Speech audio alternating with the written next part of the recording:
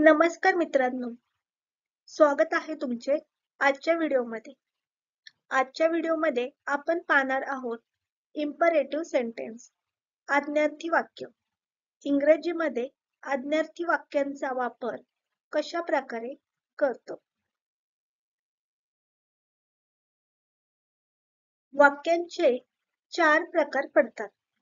त्यापैकी एक आहे इम्पेरेटिव्ह सेंटेन्स, आज्ञार्थी वाक्य.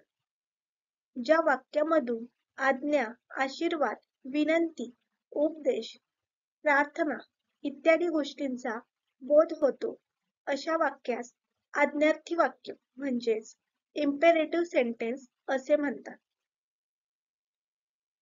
आज्ञार्थी वाक्य क्रियापदाच्या पहिल्या रूपाने सुरू होतात. क्रियापदाचे पहिले रूप म्हणजे मूळ रूप, वर्ब वर, कसलेच बदल नसलेले रूप. For example, go, sit, come, run. Go म्हणजे जा, सिट म्हणजे बस, कम म्हणजे ये, रन म्हणजे पळ. गो, सिट, कम आणि रन हे वर्ब झाले. या वर्बलाच आपण आज्ञार्थी वाक्य असे म्हणू शकतो, कारण यामध्ये गो म्हणजे जा, सिट म्हणजे बस, कम म्हणजे ये आणि रन म्हणजे पळ. यामध्ये आपण आज्ञा दिलेली आहे किंवा आपण एखाद्याला कृती करायला सांगितलेली आहे, कमांड दिलेली आहे. म्हणून गो, सिट, कम आणि रन ही झाली आज्ञार्थी वाक्य, इम्पेरेटिव्ह सेंटेन्स. क्रियापदाच्या पहिल्या रूपाने सुरुवात केल्यानंतर त्यापुढे आवश्यकतेनुसार शब्द वाढवले जाऊ शकतात. जसे की आपण गो होम, घरी जा, सिट देअर, तिथे बस, कम हिअर, इकडे ये, रन फास्ट, जोरात पळ. या ठिकाणी आपण होम, देअर, हिअर, फास्ट अशा प्रकारे शब्द वाढवले आहेत. ही सुद्धा इम्पेरेटिव्ह सेंटेन्सची उदाहरणे आहेत. अशा प्रकारे आपण इम्पेरेटिव्ह सेंटेन्सचा उपयोग करू शकतो. जर आपण दोन वाक्य एकमेकांना जोडत असू तर दुसऱ्या वाक्याला आज्ञार्थी वाक्य जोडत असल्यास क्रियापदाआधी टू वापरावे. जसे की I told you to come home, मी तुला घरी येण्याचे सांगितले. टू कम होम यामध्ये वर्ब आहे कम, याच्या आधी आपण टू वापरलेला आहे. आय टोल्ड हे झालं एक वाक्य आणि टू कम होम हे झालं दुसरं वाक्य. आय टोल्ड यू हे फर्स्ट वाक्य झालं, टू कम होम हे दुसरं वाक्य झालं. यामध्ये आपण हे दोन्ही वाक्य टू ने जोडलेले आहेत. I told you to come home, मी तुला घरी येण्याचं सांगितलं. I request you to sit there यामध्ये दोन वाक्य आहेत पहा. आज्ञार्थी वाक्य आहे सिट देअर, तिथे बस, आणि आय रिक्वेस्ट यू मी तुला विनंती करतो, मी तुला विनंती करतो तिथे बस. या दोन्ही वाक्याला टू ने जोडलेलं आहे. I request you to sit there, मी तुला तिथे बसण्याची विनंती करतो. I want you to study every day, study every day हे झालं आज्ञार्थी वाक्य आणि हे पहिलं वाक्य झालं आणि दुसरं वाक्य आहे आय वॉन्ट यू, मला वाटते. या दोन वाक्याला टू ने जोडलेलं आहे. I want you to study every day, मला वाटते की तू दररोज अभ्यास करावा.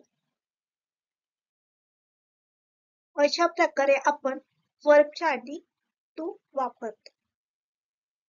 क्रियापदाआधी सुद्धा क्रियापदावर जोर देण्यासाठी किंवा विनंती करण्यासाठी ऑलवेज, जस्ट, नेव्हर, प्लीज यासारखे शब्द वापरले जाऊ शकतात. ज्यावेळेस आपल्याला विनंती करायची असेल एखादं वाक्य जोर देऊन बोलायचं असेल तेव्हा आपण काही शब्द वापरू शकतो, जसे की always, just, never, please, etc. For example, just go home. फक्त घरी जा. इथे आपण just या शब्दाचा वापर केलेला आहे. just go home. go home हे झालं आज्ञार्थी वाक्य. याच्या आधी आपण जोर देण्यासाठी फक्त घरी जा. इथे आपण जोर दिलेला आहे की दुसरीकडे कुठेही न जाता फक्त घरी जा. ही विनंती असू शकते किंवा ऑर्डरही असू शकते. Just go home. याआधी आपण या वाक्यात आपण जस्ट वापरला आहे. नंतर नेवर सिट देअर. सिट देअरच्या आधी आपण नेवर वापरला आहे. तिथे कधीही बसू नका. बसू नकाच्या आधी आपण तिथे कधीही बसू नका. कधीही. हे सुद्धा या वाक्यात जोर देण्यासाठी आपण नेव्हरचा वापर केलेला आहे. Please study every day. Study every day असं पण म्हणू शकतो आपण, पण इथे प्लीज या शब्दाचा वापर विनंती करण्यासाठी वापरला आहे. Please study every day. कृपया दररोज अभ्यास करा.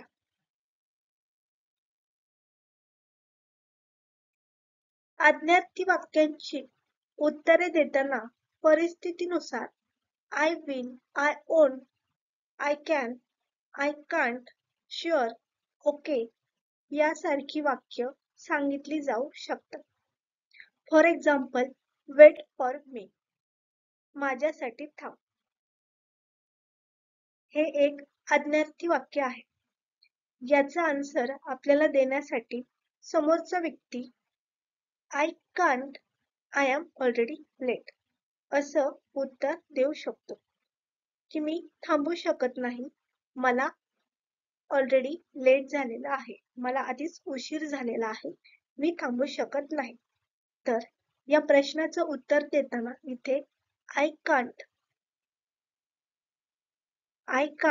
या शब्दाचा वापर केलेला आहे. दुसरं वाक्य आहे give this pen to Aman. Give this pen to Aman. हा पेन अमनला दे. हे एक आज्ञार्थी वाक्य आहे. याचं उत्तर देताना आपण ओके आय विल. ठीक आहे, मी देईल अशा प्रकारे आपण देऊ शकतो, किंवा मी देऊ शकत नाही असेही आपण म्हणू शकतो. I won't. तिसरं वाक्य आहे excuse me, could you tell me the way to the Ram temple please. तुम्ही मला राम मंदिराकडे जाणारा रस्ता सांगू शकता का प्लीज. कृपया तुम्ही मला राम मंदिराकडे जाण्याचा रस्ता सांगू शकता का. तर अशा वेळेस आपण यस, शुअर, हो नक्कीच असं उत्तर देऊ शकतो. तर ही झाली काही आज्ञार्थी वाक्य आणि त्याला आपण कशा प्रकारे उत्तर देऊ शकतो. तर आपण I will, I won't, I can, I can't, sure, okay यासारखी वाक्य वापरून आपण उत्तरे देऊ शकतो.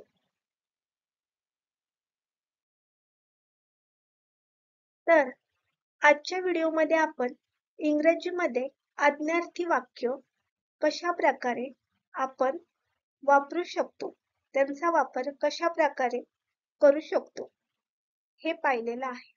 त्यांचा वापर आपण कुठे आणि कसा केला जातो हे आपण पाहिलेलं आहे. आजचा व्हिडिओ शेवटपर्यंत पाहिल्याबद्दल धन्यवाद.